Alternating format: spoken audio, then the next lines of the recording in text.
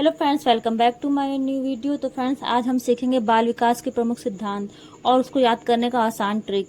तो चलिए स्टार्ट करते हैं।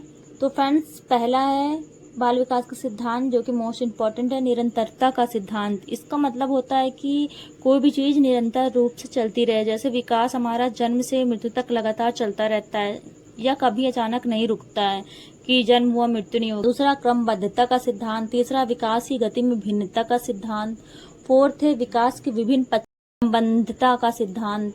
सामान्य से विशिष्ट की ओर विकास का सिद्धांत। और 6 नंबर है, 6 और लास्ट है, व्यक्तिगत भिन्नता का सिद्धांत। निरंतरता का सिद्धांत जैसा मैंने अभी बताया कि विकास जन्म से मृत्यु तक लगातार चलता रहता है, कभी रुकता नहीं है, तो ये पहले सिद्धांत के अंतर्गत आ जाता है। और दूसरा है क्रमबद्धता का सिद्धांत।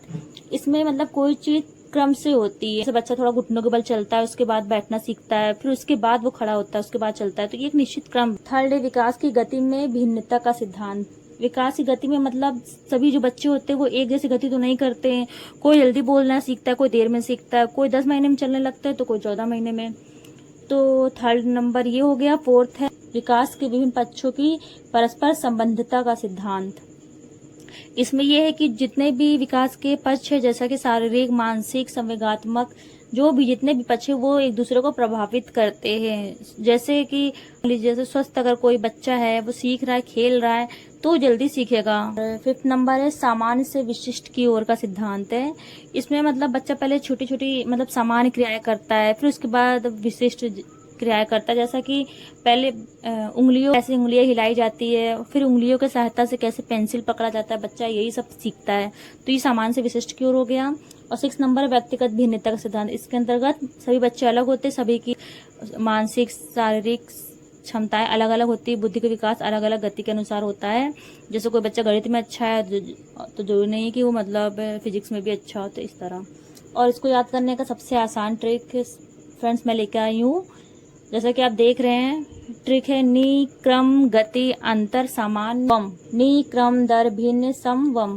फ्रेंड्स, नी से हो जाएगा आपका निरंतरता, क्रम से हो जाएगा क्रमबद्धता, दर से हो जाएगा विकास की दर जो कि अलग अलग होती है, भिन्न है व्यक्तिगत भिन्नता, और भिन्न सम से सामान्य से विशिष्ट की ओर, और लास्ट है वम। वंशानुक्रम और वातावरण दोनों का प्रभाव पड़ता है।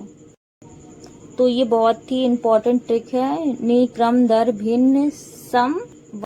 और फ्रेंड्स, इसके 2 उदाहरण भी है, महत्वपूर्ण उदाहरण है। तो एक है सिर से पैर और एक है निकट से दूर। सिर से पैर इसको इंग्लिश में बोलेंगे सेफेलोकॉर्डल, और निकट से दूर प्रॉक्सिमोडिस्टल।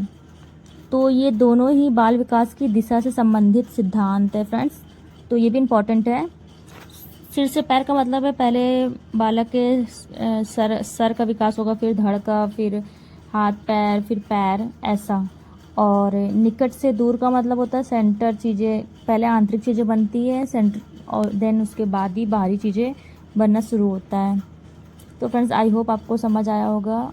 एंड अगर आपको मेरी वीडियो पसंद आया तो प्लीज़ मेरे इस वीडियो को लाइक करिएगा, सब्सक्राइब करिएगा, खूब सारा कमेंट करिएगा। और बाय बाय, मिलते हैं किसी नेक्स्ट वीडियो में। Thank you so much for